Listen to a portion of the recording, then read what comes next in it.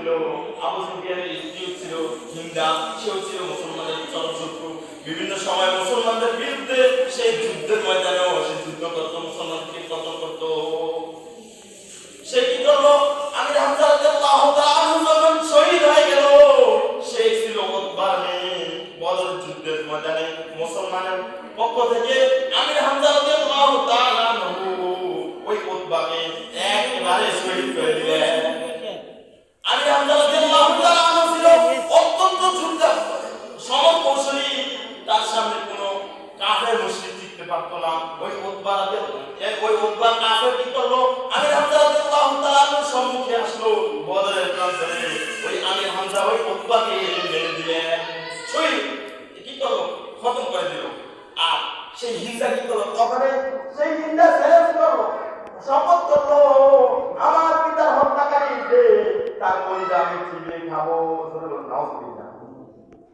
একদিক থেকে মক্কার বড় কাফের পুরাই আবু সুফিয়ানের স্ত্রী, আরেক দিক থেকে সে উতবার মেয়ে, দুই বড় কাফের সে আত্মীয়।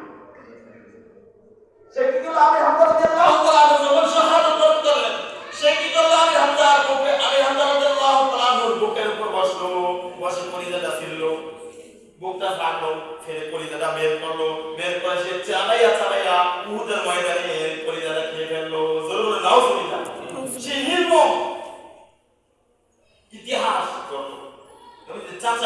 যে চাচা পিতৃতুল্য ছিল, ওই হিন্দা নবীর চাচা কে শুধু তাই নয়, কানগুলো কেটে দিল, নাকগুলো কেটে দিল, এভাবে অপমান করলো। এগুলা সে গলায় মালা লাগাইয়া উহুদের ময়দানে সে নাচতেছিল।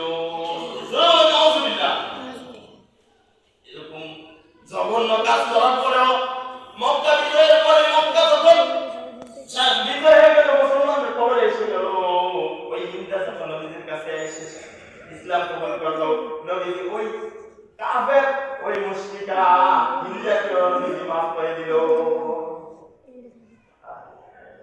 কেমন আচরণ, কেমন আদর্শ হয়েছিল! আবু সুফিয়ান রাদিয়াল্লাহু তাআলা যখন ইসলাম কবুল করলেন, আবু সুফিয়ান তো নবীজি মাফ করে দিল। সুবহানাল্লাহ। ইসলামের ছায়াতলে যে এসেছে তাকে নবীজি মাফ করে দিলেন। কোন আগের অতীতের সমস্ত কিছু ভুলে গেলেন। মক্কার জিন্দেগিতে নবীজিকে কত কাফের মুশরিক বেদিনরা কত অত্যাচার করেছে, কত অপমান করেছে, অপদস্থ করেছে। মা তায়েফের জমিনে নবীজিকে কত ক্ষত করেছে। এত সমস্ত আচরণগুলো, সমস্ত কিছু নবীজি ভুলে গিয়ে কাফের মুশরিক বেদিনকে দেখে নবীজি মাফ করে দিলেন, ক্ষমা ঘোষণা করে দিলেন। এরকম আদর্শ, এরকম চরিত্র